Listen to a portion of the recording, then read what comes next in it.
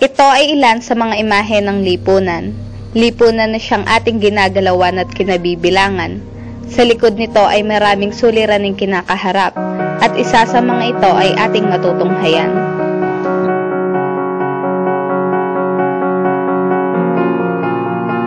Ako si Ronel, 13 taong gulang. Sa lansangan na nga ako nakatira eh. Dito na nga umiikot ang mundo ko eh. Dito na rin ako namumuhay. Ilang beses na nga akong nahuli ng pulis eh. Pag nanakaw, pagdodroga ang dahilan. Takot? Wala, hindi ko na nga alam yun eh. Wala na nga sa isip ko yun eh. Wala eh. Pinanganak akong mahirap. Maang malas.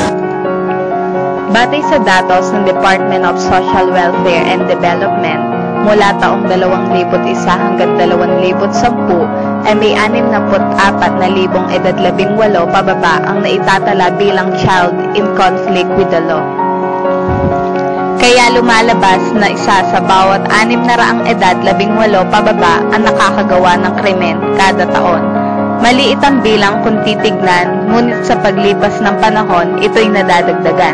At ang iba pa nga dito'y hindi pa naitatala. Kapag nahuhuli ako ng pulis, isang araw, makakawala na ako. Kasi di pa daw ako pwedeng makulong. At saka wala pa daw detention center. Ano ba yun? Ay, oo. Ayun, detention center para daw sa mga bata. Itinatakda ng batas na ang bawat local government unit ay maglaan ng pondo para sa pagpapatayo ng mga detention and rehabilitation center para sa mga juvenile delinquent. Batay pa rin sa DSWD ay mayroon na silang isang detention center sa bawat rehiyon bilang pagtugon sa kautusan na nakasaad sa batas. Ngunit di rin nila itinatanggi na malaki ang kakulangan sa budget upang matugunan ang pangangailangan ng bawat detention center. Isa lang naman ang gusto ko eh. Siyempre, yung makatapos ako ng pag-aaral. Gusto ko akong maging pulis eh. Pangarap ko yun. Kaso di ko alam budget sa buhay ko. Yung mga magulang ko, binabayaan ako. Sana balang araw may tumulong sa akin para makaalis na ako sa buhay na ganito.